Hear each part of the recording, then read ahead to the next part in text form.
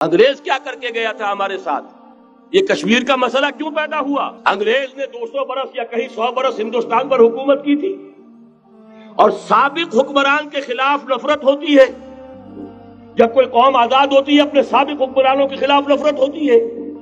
اس نفرت کو روکا کہ ان کی آپس میں نفرت کے لیے کشمیر کی ہڈی ڈال جاؤ، آپس میں لڑتے رہیں، ہمارے سے ہماری طرف دوستی کا ہاتھ وہ بھی بڑھائیں یہ بھی بڑھائیں۔ یہ بہت بڑی سازش تھی، ایسے ہی نہیں ہو گیا تھا، جان بوجھ کر مسئلہ پیدا کیا گیا کہ یہ پاکستانی بھی ہمارے دوست رہے، کامن ویلتھ میں رہے، یہ ہندوستان بھارت بھی ہمارا دوست رہے، کامن ویلتھ میں رہے، آپس میں لڑیں، دشمنی کا جتنا جذبہ ہے وہ آپس میں طے کر لیں، باقی ہمارے لیے دوستی ہی دوستی رہ جائے۔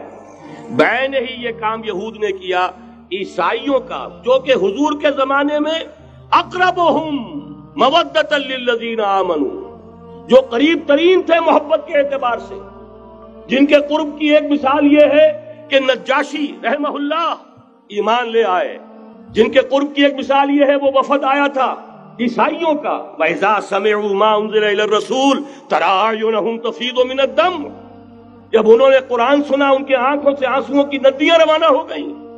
جن کی ایک مثال یہ کہ مقوقس شاہ مصر، اس نے حضور کے ایلچی کا اعزاز کیا تھا اور وہاں سے ہدیے بھیجے تھے۔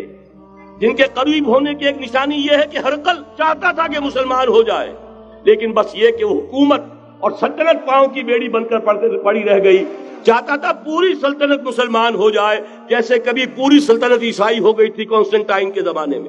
یہ کام ہو نہیں سکا، محروم رہ گیا۔ اس قدر قریب تھے یہ نصارہ محمد الرسول اللہ والذین معہ کے، لیکن یہ کہ آپ کو معلوم ہے 10ویں صدی عیسوی کے بعد سے وہ نفرت کا دھارا صلیبی جنگوں کی شکل میں عالم اسلام پر ٹوٹ پڑا، اور اس کے بعد حال ہی میں جو فتح انہوں نے حاصل کی، نوٹ کر لیجئے کہ جہاں تک پروٹیسٹنٹ مذہب کا تعلق ہے وہ تو پہلے سے ان کی جیب میں تھا۔ یہ ویسٹ کا لفظ آپ نے پڑھا ہوگا اور اخبارات میں آتا رہا خلیج کی جنگ کے دوران۔ ویسٹ ایک تو کہتے ہیں یہ بھیڑ جو کاٹ جاتی ہے منہ سوج جاتا ہے، ایک یہ ویسٹ مخفف ہے، وائٹ اینگلو سیکسن پروٹیسٹنٹس۔ سب سے پہلے یہود نے انہیں شکار کیا، اپنا اعلی کار بنایا۔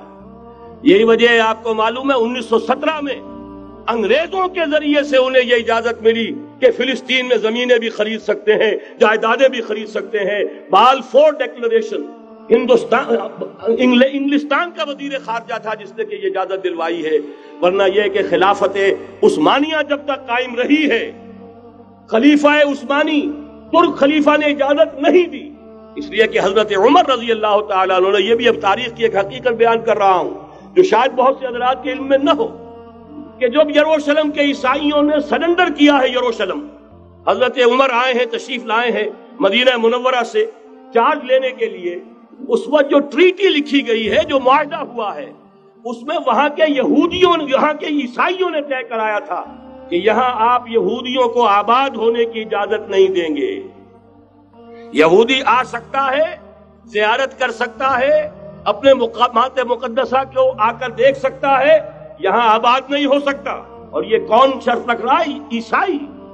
اس وقت تک عیسائیوں کی دشمنی یہودیوں کے ساتھ اس درجے میں تھی، اور یہی حضرت عمر رضی اللہ تعالیٰ عنہ کی وہ شرط تھی کہ سلاطین عثمانیہ، خلفاء عثمانیہ نے بھی، حالانکہ یہودیوں نے بڑی سے بڑی رشوت دینے کی کوشش کی ہے، سلطان عبدالحمید خان کو یوں سمجھیے کہ سیم و زر سے خریدنے کی کوشش کی ہے، لیکن اس کے باوجود ان کا کہ جو فیصلہ حضرت عمر کر گئے تھے، جو کمٹمنٹ رضی اللہ تعالی عنہ ان کی ہے، میں اس سے سرے منہ انحراف نہیں کر سکتا۔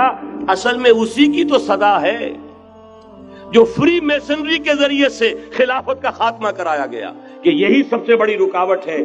اگر خلافت ختم نہ ہوتی اور اگر کہیں جہاد کا اعلان خلیفہ عثمانی کی طرف سے ہو گیا ہوتا تو یہ کہی تھی بات، جب حضرت شیخ الہند رحمت اللہ علیہ جب یہ اسیری میں تھے مالٹا میں، تو وہاں کا انگریز کمانڈنٹ، اس نے چونکہ وہ کچھ مرید ہو گیا تھا یا کم سے کم عقیدت مند ہو گیا تھا، ایک روز حضرت شیخ الہند نے ان سے سوال کیا، اس شخص سے، کہ آپ لوگ ہماری خلافت کے پیچھے کیوں پڑے ہوئے؟ یہ تو بیمار، تم خود کہتے ہو یورپ کا مرد بیمار ترکی، آپ کو کیا ڈر ہے اس سے؟ آپ کیوں اس بیچاری خلافت کے در پہ ہیں؟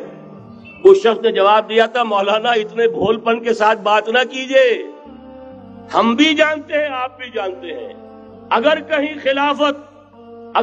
خلافت عثمانیہ کی طرف سے جہاد کا اعلان ہو گیا تو پورے عالم اسلام سے لاکھوں مسلمان اپنے سروں سے کفن باندھ کر نکل آئیں گے. آج اس گئے گزرے دور میں بھی اس کمزور اور یوں سمجھیے کہ نام نہاد خلافت کے اندر اتنی جان ہے, اتنی طاقت, لہذا اس کو ختم کیا گیا. اور ختم کرایا گیا کن کے ذریعے سے؟ وہ جو مسلمان کہلاتے ہیں تھے فری میسن, مصطفیٰ کمال پاشا فری میسن, اور اس کے ذریعے سے انہوں نے سارے کام جو کروائے وہ در حقیقت اپنی سازشوں کے ذریعے سے اور مسلمانوں کو استعمال کر کے کروائے. بہرحال بات لمبی ہو رہی ہے. پہلی بات تو یہ ہے کہ وہی نقشہ اس وقت کا آج بھی ہے جہاں تک یہودیوں کا تعلق ہے, لیکن فرق یہ واقع ہو گیا کہ اس وقت عیسائی یہودیوں کے تابع نہیں تھے, بلکہ عیسائیوں اور یہودیوں کے مابین دشمنی تھی. آج یہودی عیسائیوں پر مسلط ہو چکا ہے. فرنگ کی رگے جاں پنجے یہود میں ہے, اور آج کے فرنگ کا لیڈر امریکہ ہے. امریکہ کا صدر یوں سمجھیے کہ وہ ان یہودیوں کا غلام ہے, مجال نہیں کہ ان کی مرضی سے ادھر سے ادھر ہو جائے. یا رب فاجمعنی بكل الصحب والأحباب واكتب لنا أن ندخل الجنات بالريان.